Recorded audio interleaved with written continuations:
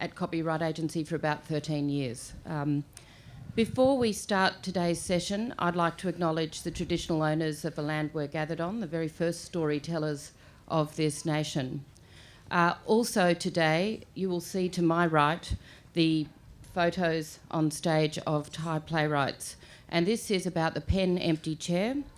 PEN was founded in 1921 to act as a powerful voice on behalf of writers harassed, imprisoned and sometimes killed for their views. The empty chair on stage is a symbol adopted by PEN International to represent the writers who cannot be with us because they are imprisoned for their writing. Thai student playwrights Patiwat and Portnip are in jail because of a play they wrote.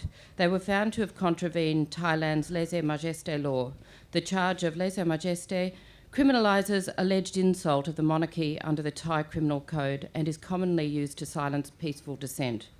To find out more, go to pen.org.au, and I feel very strongly about this. I'm the president of PEN Sydney, and so I'm very pleased that we are acknowledging the writers who can't be here.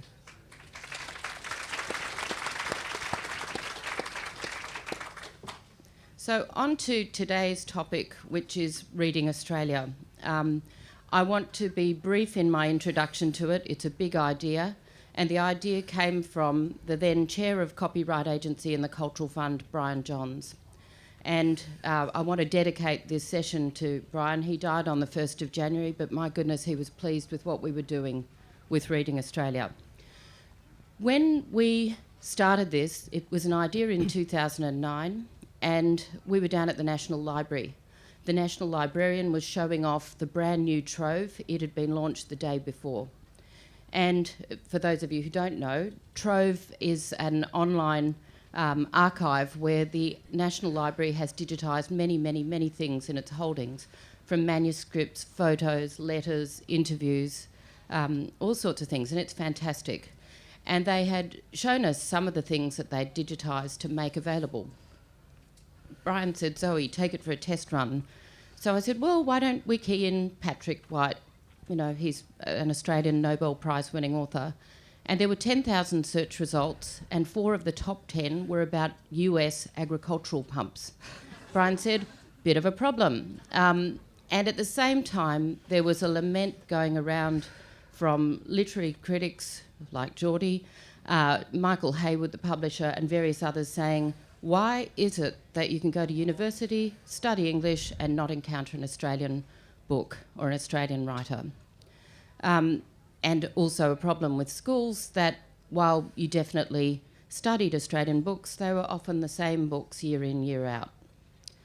So Brian sat back, as he does, and he just put the two things together. He said, we will create an online website, and we will bring together great digital content with some of Australia's best writing, and we'll do it for teachers. It was a vague idea, but it had a definite purpose. Then the work of actually working out how that would come into being was what we were all busy with, and we formed a group with tertiary academics, teachers, the Australian Society of Authors and others. First thing was the list of books, and it was just an initial list, and we asked the ASA Council, and they are senior writers from all different genres of work, come up with 200 books or titles, they don't have to be books, they could be other things, that you think Australian students should encounter if they want to know about Australia. Key themes in our history that shape who we are today and probably will shape our future as well. They sat down, there were 2 days worth of meetings, and on that council, included in that were Anne Devison, Tom Keneally, Frank Morehouse, Rosie Scott, and many others, and it was a very heated discussion as they went about deciding what went on that initial list. Very quickly they said it can't just be fiction, it's got to include non-fiction, it must include children's books, and so we had a very wide mix. I always wanted it to raise a lot of questions and criticism from people, but it was actually very well received when we announced it to the world. That was our beginning, and that was never supposed to be a closed set. We are building and developing that list all the time with advice from experts. Then we said, well, what do we do with this list? and we talked to teachers at tertiary and secondary level because that was where we were trying to fill a gap. And they said a new national curriculum is coming in. How about create teaching resources for English teachers that will help them to navigate the new curriculum all around Australian books on your list? So that's what we do. And today we've got about 140 books with resources.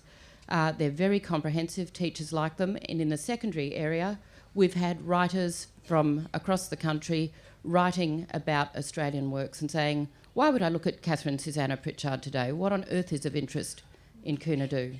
And many other things. So that's a very big bit of the background. We've got about 7,500 subscribers now who are teachers. We'd like that to be many times more, but it's not a bad start. And we look at our Google Analytics, and we have about 50,000 people looking at the site each month, and so that's not bad. Anyway, that's the very big idea, and now I am going to bring in the panel. First up, I want to introduce Geordie Williamson. Geordie started his professional association with books as a bookseller, is an acclaimed literary critic. Till recently, he was the chief literary critic for The Australian.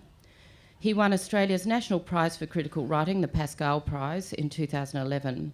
This year, he's jumped from the role of critic to the role of publisher, taking on the role of running Picador. In a way, Geordie wrote the book that explains at least some of why we started Reading Australia. And that is this book, The Burning Library. Can I commend it to all of you? It's very interesting, terrific, still as relevant today as when it was first published, or maybe not with Reading Australia.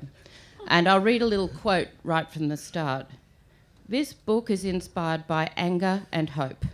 The anger comes from watching as an Australian literature is dismantled by the people charged with preserving the best of our writing for future generations. And the hope? It grows out of a sense that neither academics nor publishers will rescue our collective literary achievements. It falls to ordinary readers to do what they cannot. And so I'm going to start with the obvious question.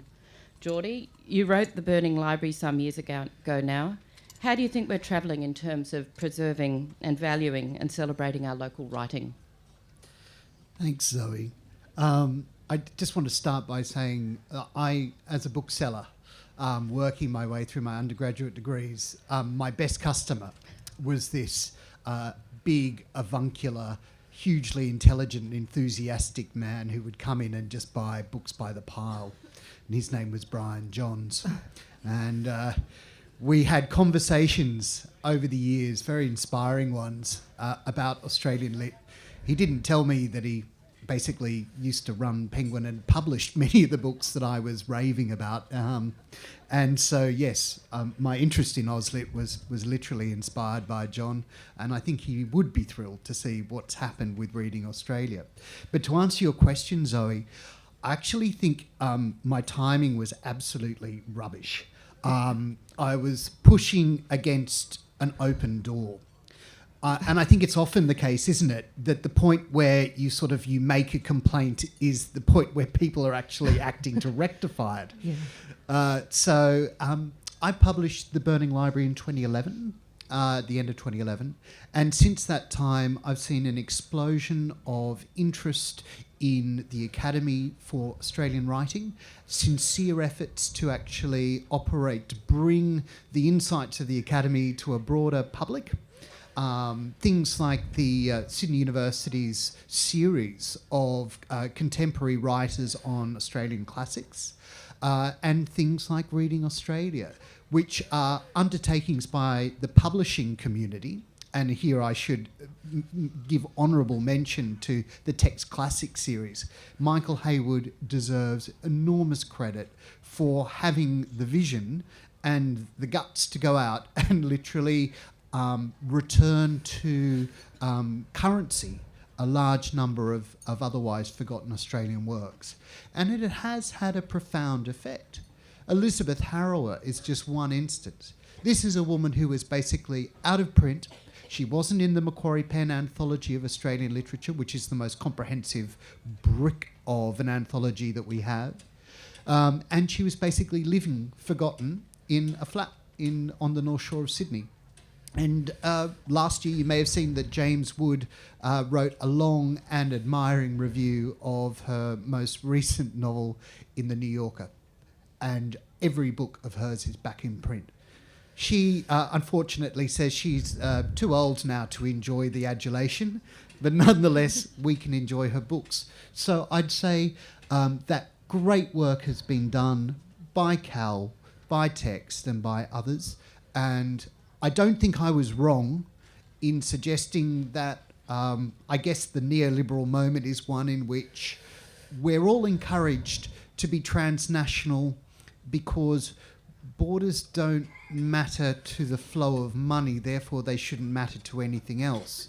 And for publishers, the revocation of our parallel importation laws, which have allowed us to actually create an Australian literary culture and been very successful at it, is an indication of how these borders coming down are meant to be something good, but there are all sorts of unintended consequences.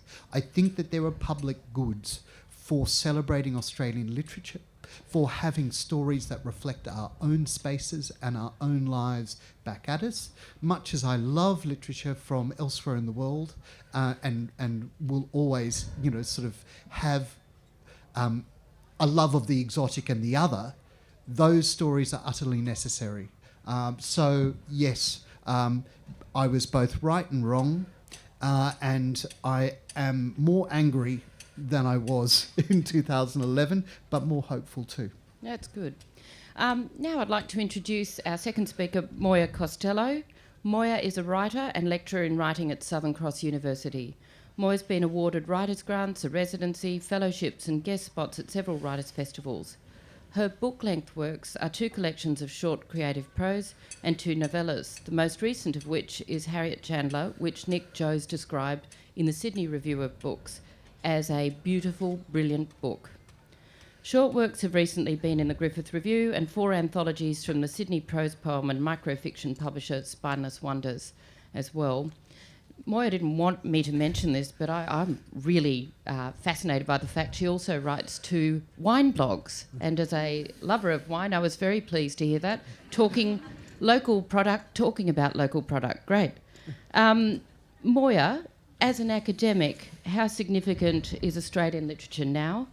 What time or proportion of teaching is allocated to local literature at your university and by you?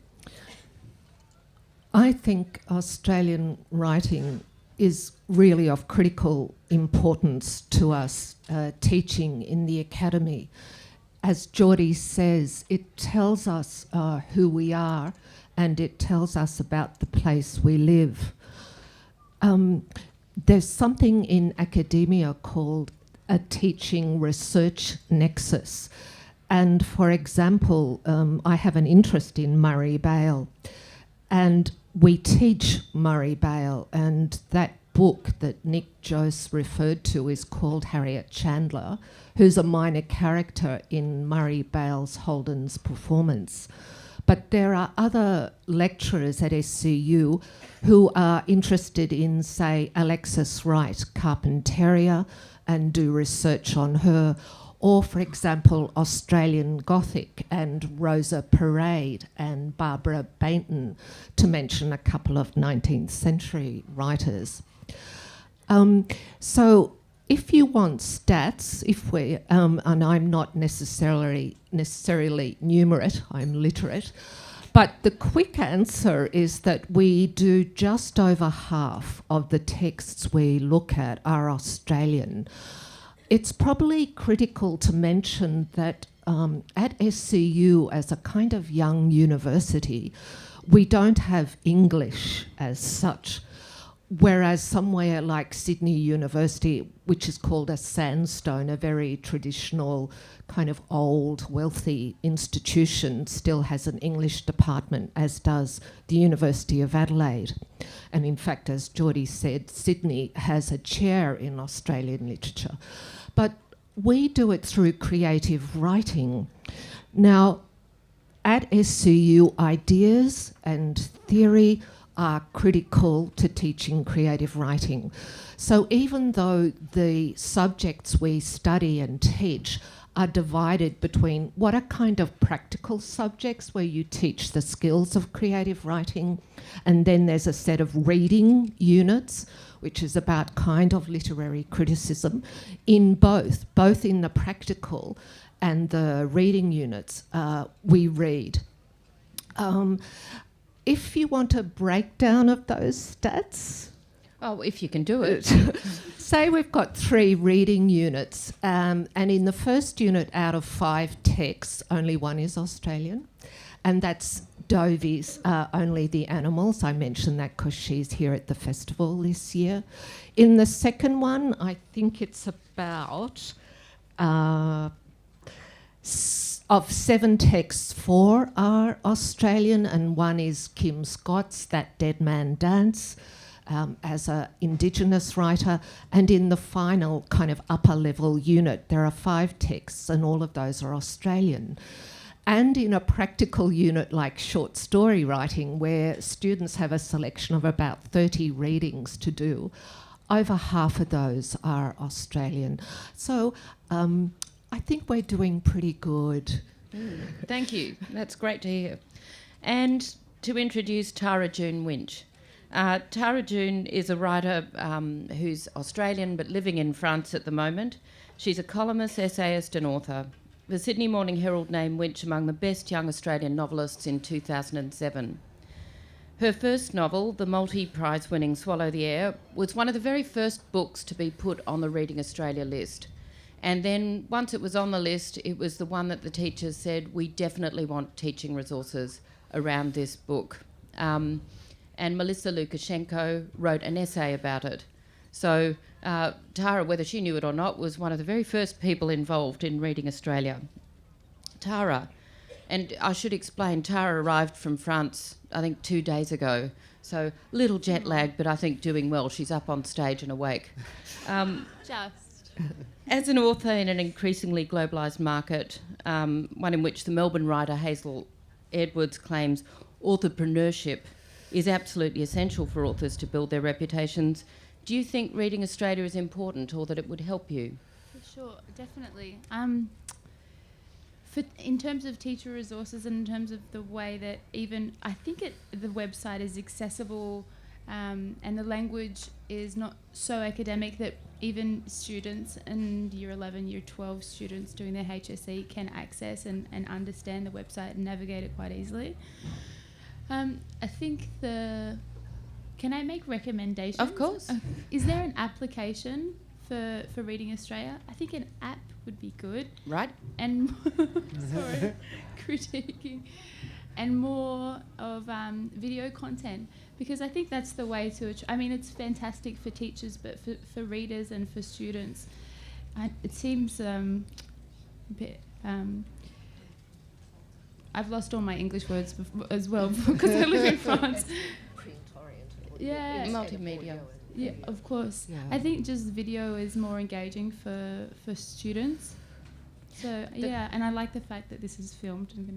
Well, and this is part of our delve into the multimedia and the video is to record this session and put it up on the Reading Australia website. So we had a discussion about she's investigating the possibility of more film content. Yeah. Oh, but it's so hard. It's so hard to be what was the quote that entrepreneur? An entrepreneur.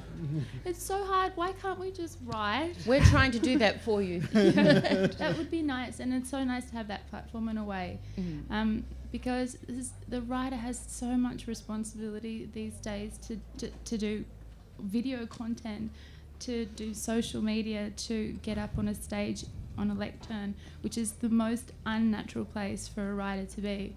There's no way that this was part of the reason why you want to sit in a room alone all day and take the phone off the hook.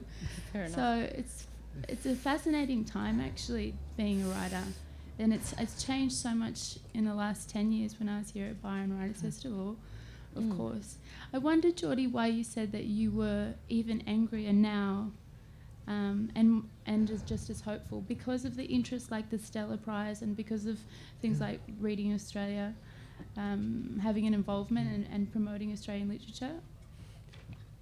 It's a really good question. I mean, the reason that I'm angry and I think everybody should be, is that publishing in Australia, this ecosystem of authors and publishers and booksellers and those apparatuses like CAL that seek to assist them, are being basically laid waste to. Because the fact is that we don't have enough money as a nation to pay for certain things. Something's got to go first. There's always fat to trim, isn't there? And the first thing to cop it are the arts, because, I mean, who cares? But the problem is economies of scale. When you go to a large portion of the economy and reduce your funding to it by a certain amount, if it's large, it can deal with those reductions. But in the case of something like Trove, where you've got 4 staff and you say, okay, we're getting rid of 2 staff, that's not a small cut, that's destroying it. And that's what's happened to our research libraries. I was at a symposium for Peter Porter at the National Library in Canberra the other day. They made the most substantial purchase of papers they've ever done for an Australian literary figure. There are scores of boxes of one of the great Australian poets of the 20th century. They can't even afford a publicist to let you know that they're there. They haven't been able to sort them yet. They're waiting for funding from private philanthropic organisations in order to be able to go through these papers.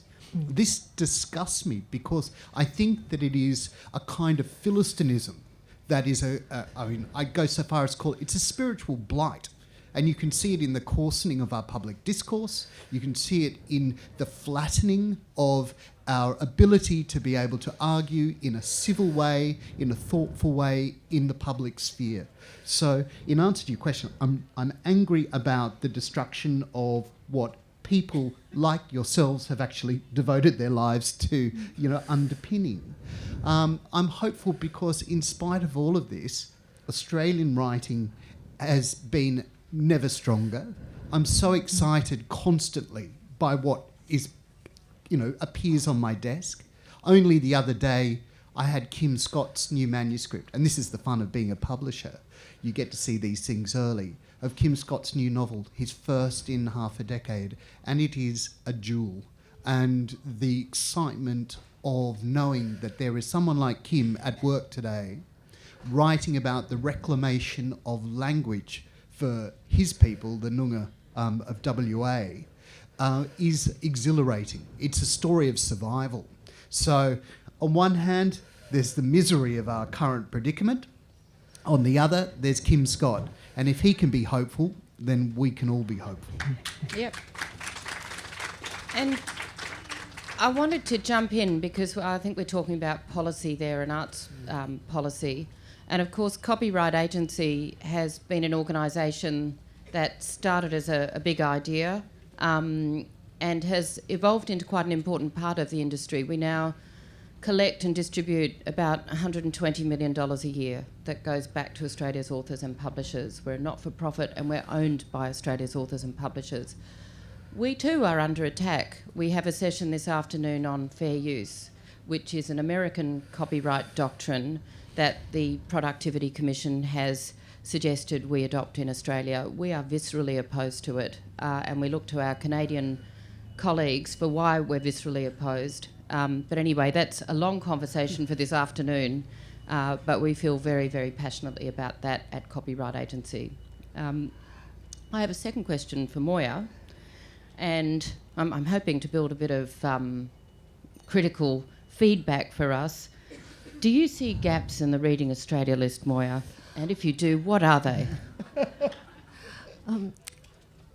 Actually, I don't. It's a fantastic resource, and one of its great qualities is that it covers all genres.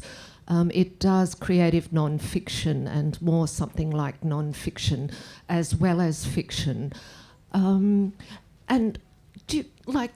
what are you going to do when you put an anthology together? I'm sure there are people critiquing the text classic series too. I mean, I look at there and I think, why wasn't that there? Why didn't they select that?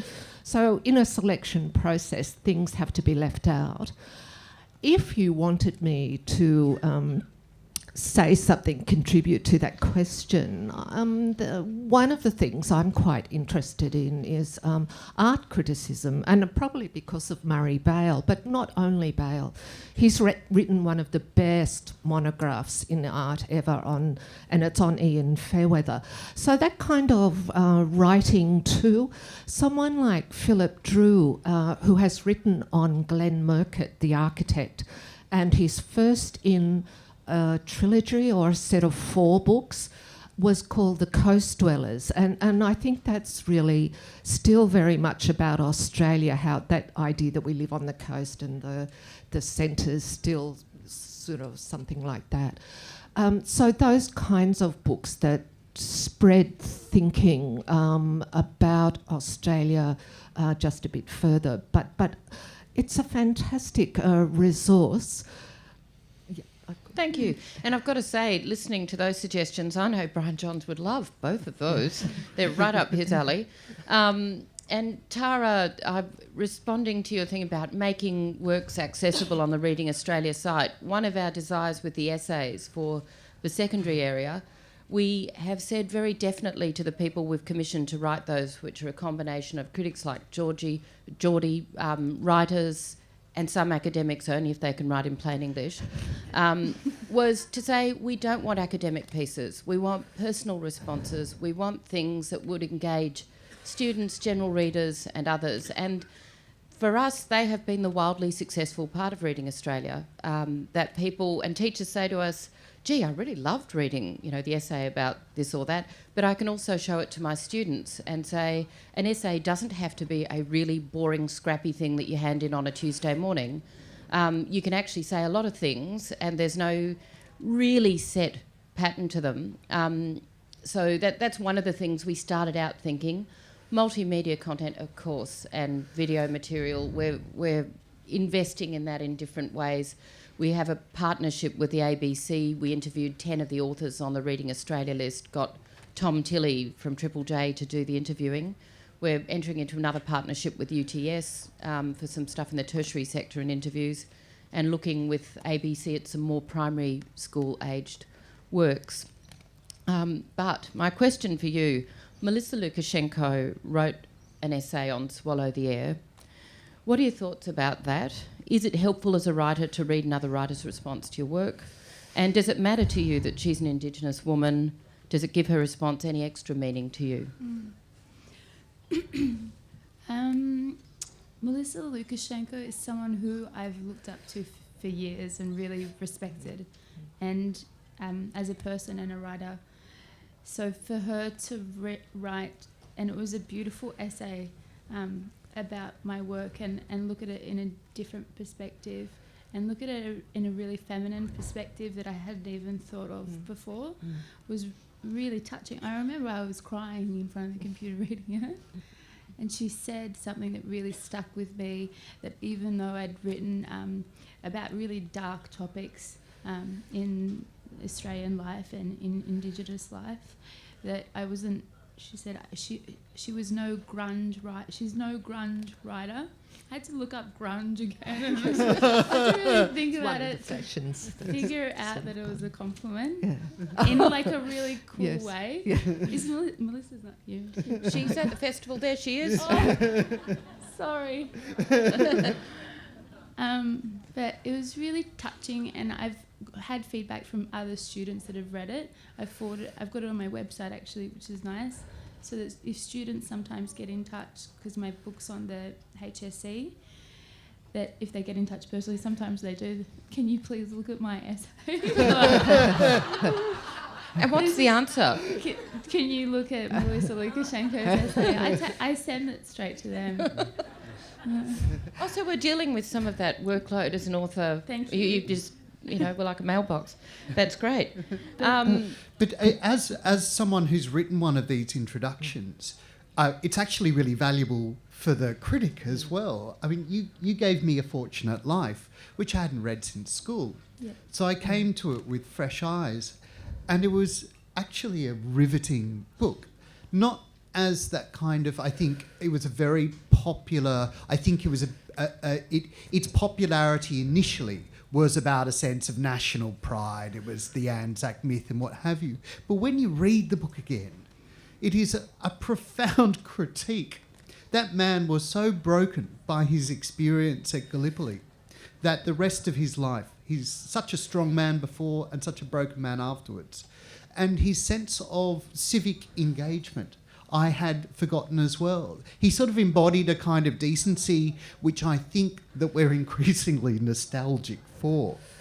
But what really haunted me were those early years talking about his hard scrabble, existence on marginal country in rural WA. And I started doing some Googling around where were the Indigenous people in this story. At the same time that he's sold into slavery, the local people had been moved onto reserves. So the story that shadows A.B. Facey's is the story that is not told. And it is always worth returning to these books and trying to investigate those parts which may have not been in focus 20 years ago, but are coming into focus now. So I'm grateful for that experience. Thank you, Zoe. Can I add something as well? For sure. Because I actually got to critique Ruby Langford Ginnaby, who was from this area. Her first, I think it was the first book in the series of autobiographies, Don't Take Your Love to Town. And I had read it before I was the mother, but having given the opportunity, I read it again. It was so amazing. It was such an incredible experience. So transformative, and I think I'm not sure if you've read the essay for the website, but this must be read. It's so important. It's such an important text, and it was so overlooked. So many people that I'd talked to hadn't heard of it, unfortunately. But yeah, I guess fantastic. As the person who's been involved with Reading Australia since day one of the things that was very important was who we got to set that very first list. And it's a really hard job. It's finding anthologisers that people will have confidence in and that you think will do a good job. And I'm really pleased we settled on the Australian Society of Authors Council. And this is not meant in any way as a criticism, but they're a very senior lot. And Gavin Suter, bless him, was 94 in the room talking, and he was talking about non-fiction. But the thing I think was really interesting about that was they had a very long view of Australian literature, and I think the list was very influenced by that. And when we got the academics at tertiary set to come in, they said, wow, that's really interesting, and some of these early books hadn't heard about. So I'm so pleased we used them, and now we're bringing in other people to give us advice, but that groundwork that they did, and it relied on their extraordinary knowledge, collective knowledge of Australian writing. But it's not only... Sorry, Molly, you go, please. Among the things that we would use at university in those essays are something like Ho Pham, who's a kind of rising Vietnamese Australian author, and an essay on Tom Cho. He's been a guest at the past Byron Bay Writers' Festival, and we teach a story of his. We'd look at Patrick Allington on That Dead Man Dance, and Zoe's own poet mother, Judith Rodriguez, on Barbara Bainton. At SCU Writers, actually, we train writers to write about their own work, to critically reflect on their work, but they also then have to talk about another person's work who's been influential to them, and they have to do literary criticism on other major texts. So those kinds of essays are really useful as models for... And can I say, the Look Who's Morphing, now that ASA Council put that book on the list, and I think it's one of the most fresh pieces of writing. It's called Morphing, And Hua Pham's essay is fantastic Yes, as well. But, you know, yes. that kind of diversity on the list excites me. Geordie, now you're a publisher, you've jumped the fence, you're part of the lot you were really angry about. What's your responsibility in that role? And this might be a very obvious question. It's like you hang around the bar long enough, they invite you to come around and pull a few beers. So that's what I'm doing now. What is my responsibility? I think about, and we've sort of talked about it glancingly, the breadth of the Reading Australia list. Why are we dealing with children's lit, with non-fiction, and you were suggesting art criticism, along with novels? Because in an English context, you just say, well, we'll have the great English novels. This is the truth of our literature. It's an unstable tradition, and the novel is a European tradition that's just been plonked down in an entirely alien landscape. And when you think about the height of the novel, the 19th century English novel, for instance, it's based on extreme class differences. It's based on concentrated populations in small areas with settled gradations in caste and class and you name it. It's of no use to us. And you can read Australian literature as a gradual coming to terms with the fact that we must find forms appropriate to our place. So my responsibility as a publisher is to try and draw into that charm circle of books that hopefully you will all go out and buy and read, a sense of the possibilities of a genuinely local Australian literature. And I think that there is just no more exciting project for any country to have than to do that. And that is something which includes I think the greatest untold story in our literature is that it was actually operating for 40 or 50,000 years before many of us landed here. Yeah.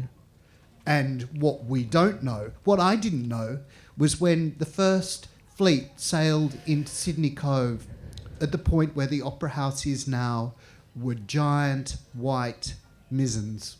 They were enormous. They were several story buildings high. And because they hadn't thought to bring enough lime to create the buildings, they used these middens in bricks for all of the colonial era buildings. So that image for me is a potent one. Parramatta Road, which I travel down, I commute to work from the Blue Mountains to Sydney each day, and I travel along an old track that has been used for tens of thousands of years. These kinds of stories I would like to draw in to that broader, selection of stories that we have. So I feel it as both a heavy and a glorious responsibility. And also I have to go into a room and they say, but how many copies will it sell? Yes. So there are my dreams and there are the exigencies of the marketplace. Can I just say, I saw a quote from you, Geordie, when you just got that position saying you had an interest in nature writing. And I want to say that we see that in the Academy as critical, eco-critical writing as one form of saving the planet. And in fact, Jessie Cole, the book that you launched last year, was it? 2 years ago. 2 years ago, Deeper Water, she's one of our students, that has an eco-critical bent. So I was really pleased to see that idea of nature writing. Nature writing involved in fiction. No, well, I mean, I think it's interesting, isn't it, for those of you who are interested in contemporary writing of place, nature writing's a slightly unfortunate umbrella term that we use for lots of books that don't really fit. But you can see how genre breaks down when you start looking around and removing basically, here's our story. We're talking to ourselves. We are a species that happens to run the entire planet. We've entered the Anthropocene. We and domestic animals that we eat make up something like 95% of the biomass on the planet. And what we've done is we've insulated ourselves from a sense of nature. So we talk to ourselves and amongst ourselves. So the novel is a social document. It's about people interacting. I'm fascinated by people rediscovering the world beyond them. And I think those encounters can be just as dramatic and filled with incident as a novel. Now, the problem is that because we're a highly urbanised society, it's often the case we don't get to see the world beyond us. So the importance that Moya is pointing to are those reports from elsewhere that a really fine nature writer can give us. So yes, when I have the opportunity, I think that's the kind of book I'd like to publish. Now, I want to close with a question to each of the three panellists, the same question. Do you think at tertiary level, university level, we should have a sort of foundation in Australian literature course for students, a Reading Australia course? Moya, I guess you first. It's kind of my inclination not to suggest, how people should live or do anything. So, although there would be a case surely for schools, university is a slightly different field, I think, where you can't put those kinds of impositions on as a compulsory kind of.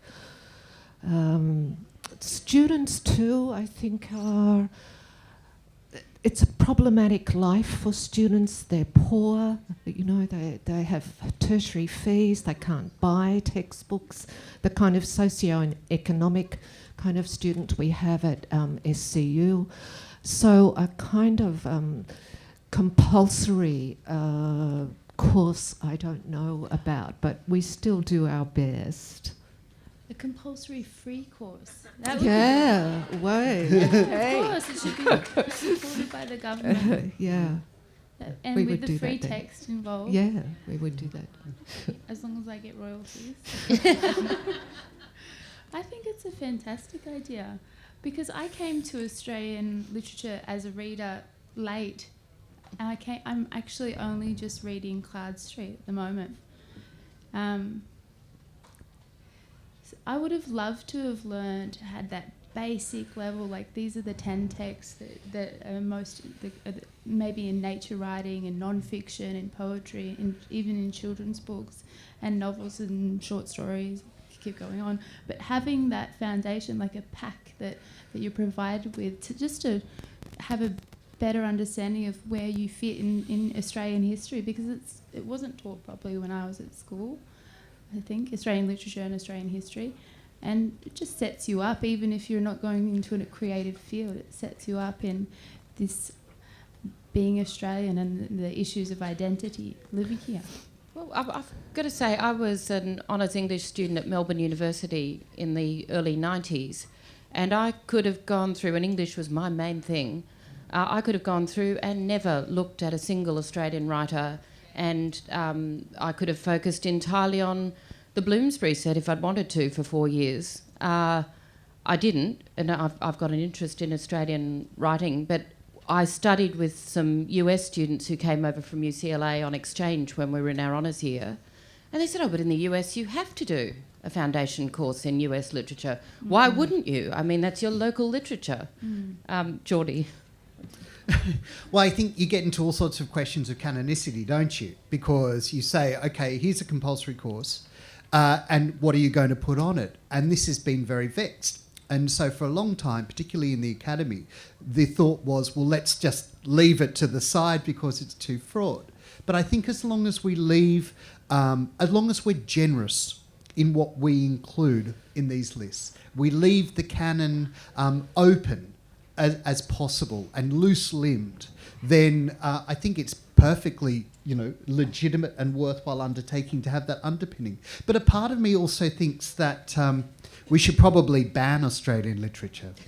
That's what would make it exciting. Then it become really sexy. It's like, isn't it like what was the culture that punished marital intercourse with death, which actually, had the perverse effect of making it very exciting. Perhaps that's what we should do, because Auslit is a very, at its best, is a pretty anti-authoritarian beast. absolutely. Yeah. And we'll punish by death.